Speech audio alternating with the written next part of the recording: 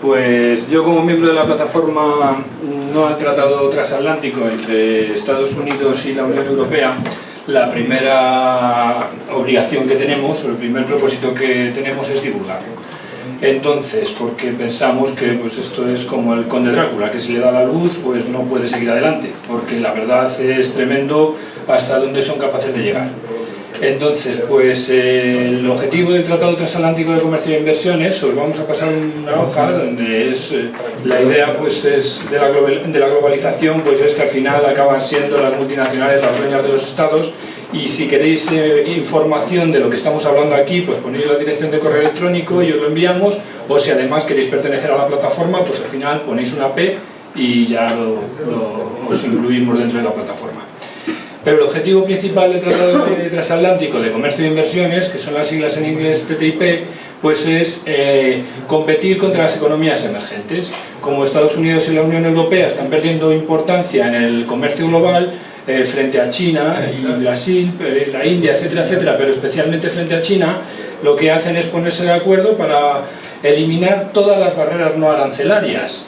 Y es muy importante este dato, porque arancelarias, aunque hay aranceles, pero son muy bajos ya. Lo que realmente les preocupa a las grandes compañías transnacionales son la normativa no arancelaria. Por ejemplo, en la Unión Europea existe el principio de precaución, por lo que no se pueden comercializar muchísimos productos, 30.000 productos que se están comercializando en Estados Unidos, porque hay serias sospechas de que producen tumores testiculares, mamarios, diabetes, hipertensión y obesidad. Esos productos, si se firma el Tratado Transatlántico de Comercio e Inversiones, pues inmediatamente se pueden empezar a vender en la Unión Europea. Es decir, lo que acaba ya en un principio, acabando ya con el principio de precaución, lo que se establece es un marco legal que solo beneficia a las compañías transnacionales que venden esos productos, pero perjudican a la ciudadanía. Entonces está claro en qué dirección se quiere firmar el tratado. La ciudadanía no es lo importante en este sentido, sino son las compañías transnacionales, ¿no? Por ejemplo, pues digamos, para hacerlo más general, que el Tratado Transatlántico de Comercio e Inversiones lo que pretende es armonizar toda normativa que hay entre Estados Unidos y la Unión Europea, y siempre eligen la más laxa. Por ejemplo, la Unión Europea principalmente tiene toda la normativa de la Unión Europea es bastante más exigente que la de Estados Unidos, excepto en el aspecto financiero. En Estados Unidos, por ejemplo, jamás se hubiera podido producir lo que se produjo aquí con las preferentes, por poner un ejemplo. Pues esa normativa de financiera se aplicaría la europea, es decir, perjudica a la ciudadanía a ambos lados del Atlántico, siempre, y beneficia a las transnacionales, beneficia a los bancos, a las farmacéuticas, a todo. Además afecta a la contratación pública, porque se podría llegar, por ejemplo, a pensar, como en Estados Unidos hay cárceles de gestión privada, pues en la Unión Europea también. O sea, toda normativa que sea dispar entre la Unión Europea y Estados Unidos siempre prevalecerá la más laxa. Y luego, además, si la Unión Europea decide firmar otro tratado con otro país tercero, si tiene una condición ventajosa con respecto a Estados Unidos también la aplica. Es decir, siempre gana el más fuerte. En el momento que se puede rebajar la laxitud de una norma, el tratado lo permite. Entonces, como además había experiencias previas con el NAFTA en México, pues decir que en el momento que se firmó el NAFTA, pues las compañías americanas inmediatamente desmantelaron sus fábricas en Estados Unidos y se las llevaron a México. ¿Qué ocurrió? Que el desempleo en Estados Unidos subió, ya para empezar. Y luego los mexicanos que fueron a trabajar a esas multinacionales, pues trabajaron en condiciones de semiesclavitud, en muchos casos, y encima abandonaron sus oficios tradicionales. Es decir, que no benefició en ningún momento a la ciudadanía ni mexicana ni norteamericana. Beneficiaron a las multinacionales que cambiaron sus negocios, que trasladaron sus fábricas a un país donde se permitía, pues donde había una normativa más laxa. Esa es la filosofía de todo tratado comercial que se ha ido firmando hasta ahora. Entonces está pendiente de la Unión Europea, que nos hemos enterado gracias a Snowden, que fue el que dijo que se estaba espiando a Angela Merkel y a todos los dirigentes europeos. Si no, lo habrían firmado a espaldas nuestras. O sea, que queremos decir que el oscurantismo al respecto es total y absoluto. De hecho, yo, estando en la plataforma y recibiendo noticias todos los días pero vamos, que el correo está saturado, no he visto una sola noticia en la prensa convencional escrita española.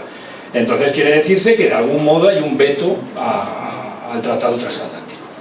Y luego además insistir también en la idea de que se reserva una cláusula que es la resolución de conflictos, que en caso de que, por ejemplo, ahora estamos con un gobierno neoliberal, pero quizá más adelante podamos estar en un gobierno progresista, y decide nuestro gobierno progresista establecer una normativa que proteja más a la ciudadanía, o proteja más el medio ambiente, o proteja más la salud pública, etcétera, etcétera, etcétera, pues las compañías transnacionales se reservan el derecho de mandar a los estados, pero con un tribunal supranacional, es decir, que se saltan nuestros propios tribunales, que está nombrado por 3 miembros.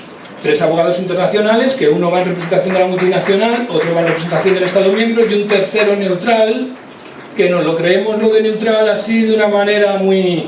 Pero vamos, teniendo nuestro Tribunal Supremo no tenemos por qué ponernos en manos de un tribunal que no son nuestros.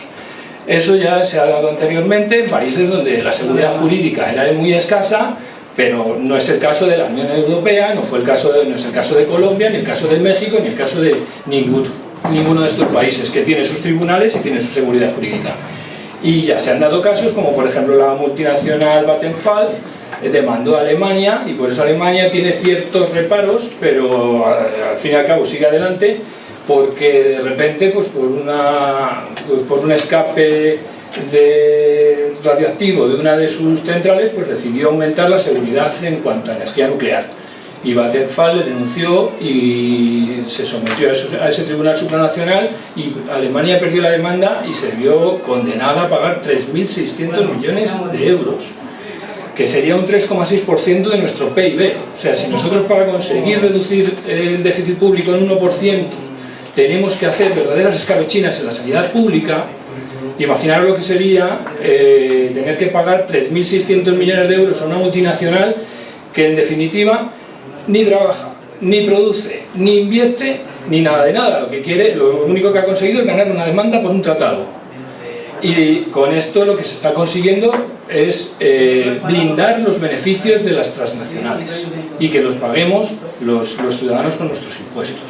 Eso es a grandes rasgos lo que pretende, y bueno, por no hablar de toda la parte medioambiental, que por ejemplo el fracking estaría a la orden del día, cuando se sabe que contamina acuíferos, que provoca movimientos sísmicos, etcétera, etcétera.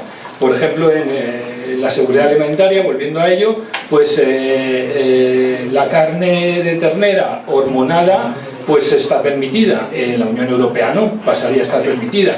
La desinfección del pollo con cloro en Estados Unidos está permitida, en la Unión Europea no, etcétera, etcétera, etcétera. O sea, el riesgo alimentario, el riesgo medioambiental, el riesgo laboral, etcétera, etcétera, se multiplicaría de manera considerable, a cambio de nada para la ciudadanía, pero de mucho para las transnacionales.